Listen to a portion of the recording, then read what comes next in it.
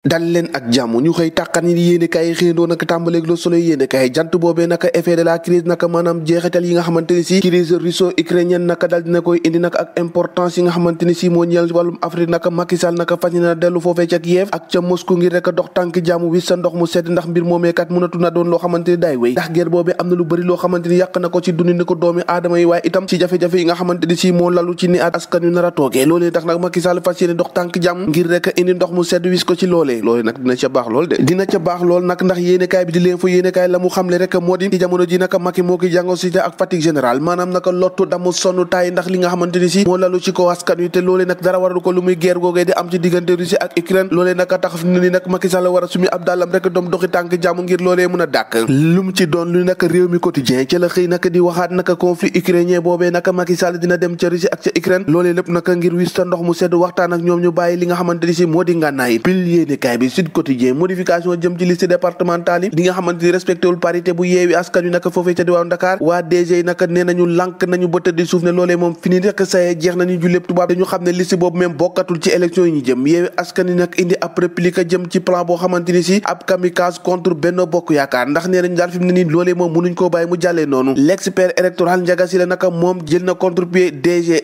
ndax la mu xam le rek moo di loolee bu ko def naka amul lenn loo xamante ni ci yoon lañ ko dal dee teg ndax moom Ngalla Sylla moo ngi wax ne naka yeewi askan wi naka mën na valablement procéder ci li nga xamante ni si moo jëm ci wàllum régularisation ak itam liste départementale bu Dakar waaye nag waa DGE nag moom ci jamono ji lànk ba tëddi suuf la ñu def waaye coow li naka li muy bari naka ki nga xamante ni moo di mandataire national bu coalition Yewwi Askan Wi Déthié Fall ni ki démb nag kàddu mu yëkkati gën na dugal naka Saliou Sarr mi coordonnateur national bu taxaw naka nee na nag moom moomee nag di Saliou Sarr moo dal dee modifier liste boobee ba tax naka ñu dal di koy rejeté foofee ca département bu Ndakaaru riposte Saliou Sarr naka ci biir yéenekaay bi Direct News bil yéenekaay bi nee na Déthié Fall du wax dëgg li mu wax yëpp amul leen loo xamante ni dëgg la ci kaw ba ci suuf lépp nag ay nar la coole naka tàmbalee naka xajam lool ci coalition Yewwi Askan Wi ak seen liste boobu ñu rejeté foofee ca département bu Ndakaaru ndax ñoom ñëpp nag ñoo ngay séddale di joxante baaraamu tuuma ne ku nekk naan yow la nag moom Saliou Sarr moom nag nee na fi mu ne nii naka loolee lépp nag ñu wax teg ko ci deram yu yàgg yéex naka yàlla dina àtte ak ñoom coow lu bari loolee naka moo tax yéenekaay bi lii quotidien xëy am sàpp ab laaj boo xamante ni rëy na dem jëm ci complot ak sabotage bi nga xamante ni moom la ñu gis ci liste Ndakaaru yéenekaay bi ne ana kan rek mooy jaay coalition Yewwi Askan Wi fi mu ne nii ndax ku nekk nag yaa ngi joxoñ sa baaraamu tuuma sa morom ba tax naka liste boobee ñu dal di koy sànni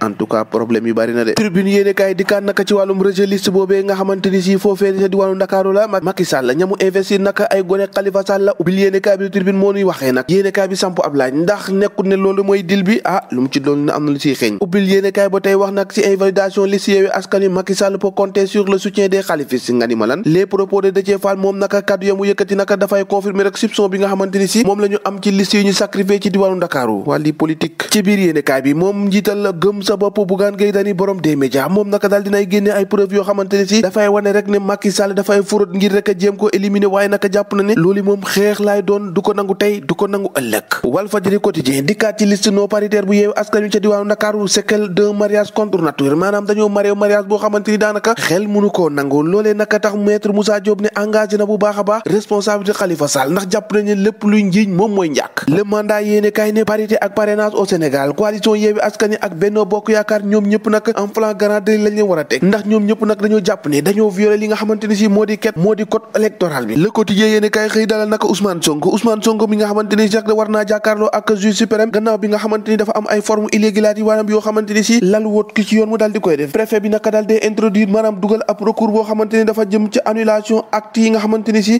moom maire bu Ziguinchor daal dina koy amal cey yàlla enquête yéenekaay ne alliance lëkkaloo Yewwi Askan Wi ak wàllu Sénégal boo moytu nag ci kaawo lay mujjee nga di ma lan kon ñoo ko déggandoo jàngeen jëf ba ëllëg